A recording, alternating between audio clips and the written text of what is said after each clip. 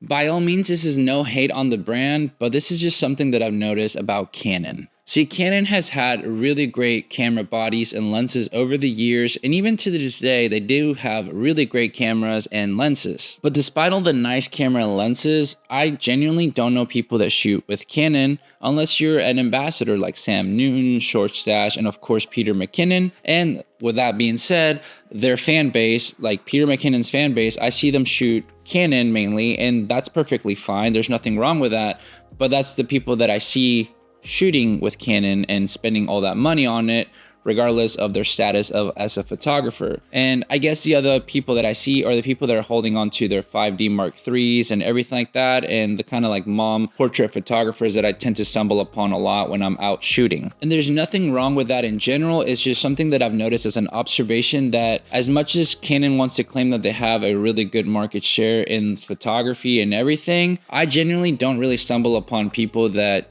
shoot with Canon properly unless they're more into the pro sector and not really have a nice diverse, consumption of photographers using their gear. Which it leads to today's videos, and it makes me wonder why I don't see people shooting with Canon as much as I used to. I'll give you my opinion of why I don't shoot with Canon. Maybe it'll resonate with you, or maybe you can enlighten me to showcase why there's other people shooting with Canon or not shooting with them if you had different experiences than myself. See, their camera bodies and their lenses are really great. They have really good specs and everything, but they just don't hit the spot for me, in all honesty, that it hasn't really it entices me to want to go shoot with Canon. I don't really see anything coming that is just so much better than other companies. And despite shooting Sony, which I'm not an ambassador or anything, it just makes me wonder what I would get really if I would wanted to go with Canon. Am I getting better autofocus? Am I getting better, low light capabilities? Is there something better within the camera for the price point that I would be going into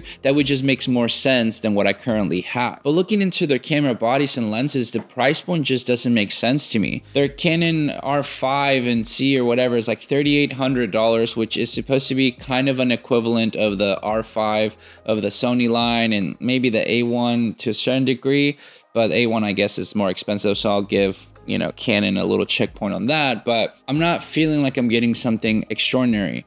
Their in-body stabilization is horrendous to me. Like, I cannot stand watching people that shoot Canon like the typical ambassador doing a YouTube video with it and they're vlogging with it, and I see the wobbles all around, and it just drives me crazy because it's just not, it doesn't look right to me. And that's for something that I'm paying so much money for. I would hope that you would have something better than that. Besides the fact that you can create really great videos and photos still regardless of all that situation, their lenses are so expensive that it just would not even make sense to want to dive into it for the price point unless you're going to be shooting unreal production for it, that your cost of it makes sense to what you're making out of it, I guess, which to me, most people in general aren't really doing those kind of projects, even if they're doing YouTube or if they're doing some photography. I don't know how they can justify that price point. And I think that's a big thing with Canon, that they're at fault for not wanting to have third-party lenses anymore, because I know they used to have them, but now they don't do it for their newer line of cameras, which if you're wanting to bring people into your ecosystem, I think you would want to make it affordable for the people to dive into it, see how much better you are than the competitors, and then, from there build up enough to then get your, more master lenses style, like, the G Master lenses from Sony. Eventually people go into them because they see that they've been doing great with their third-party lenses, but the GM Master, or whatever lenses are so much better that, it's worth the money to spend into. But at least they get a chance to kind of dive into it first before having to commit 100% into it, rather than how Canon has been doing it, sadly. Because most people that are wanting to start into photography or trying to do it as a hobby or just kind of get into it more seriously are really priced out. I mean, who in their right mind is going to be spending $3,000 to get a camera and a lens on average from Canon, when you can get it probably for most of the time $2,500 or less for a full frame? Obviously I'm talking about here the APS-C kind of lenses type, and camera bodies are more affordable to a certain degree. But for my experience that I've seen into the camera world of Canon for the APS-C line, I would just prefer going with the Fuji line for what it is when it comes into, that type of camera to lens combo, because you get more options and it seems more user-friendly for the beginner photographer and the hobbyist photographer, because you can do so much more for the price point, at least. Because for me personally, if Canon made their gear more accessible for people, it would make sense for people to want to try it out. It used to be that way, at least with the Canon T3Is and the Rebels and all that stuff. Like how I started with the Canon SL1 as a gift for me.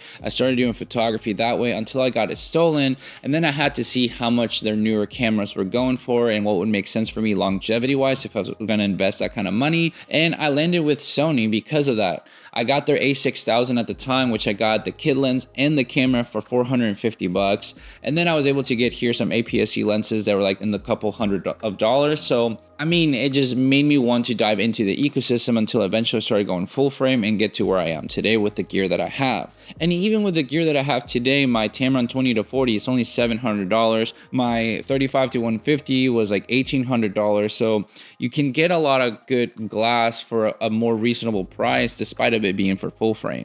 And with Canon not allowing that, with maybe like, you know, having Sigma make more lenses for them or something, it's really limiting to what you can do and entice people into going into it. At least that's what it looks like for me. Because Canon used to be all about those Canon colors. If you would hear people shoot Canon before, it'd be, wow, you shoot Canon, the colors are amazing, so they're really great to work with and everything like that. That's why most people were so into it, especially with like wedding photography, portraits and everything. It just looks so good that people just wanted to shoot with them. But into the mirrorless world, I just don't think they really brought their same energy. And that's why I just see people that shoot with Canon are the ambassadors, like 98% of them. And then you have a little bit of the fan base of those ambassadors. I don't personally know people that shoot with Canon as much as they would shoot with like Fuji or Sony or heck even Lumix now and everything like that. So it's kind of brings you to the thought process, at least for me, is why are people not choosing to shoot with Canon anymore? So if you have any input on that, I would love to know your thoughts when it comes down to this scenario, because for me, I love these types of discussion with you guys to know your experiences with the brand or people that shoot with it, or if you've noticed the same thing as me or you haven't, that could help me out to, I guess, make a different opinion on it. But for me personally, that's just what I've stumbled upon with my own experiences with people that I've seen whenever I'm out shooting, whether I see it online or anything like that too. So I just thought it would be a great discussion and video to talk about today with you guys. But with all that said and done, guys, thank you so much for watching this video. Make sure to like and subscribe, share this video with a friend. I'll catch you guys in the next one. See ya.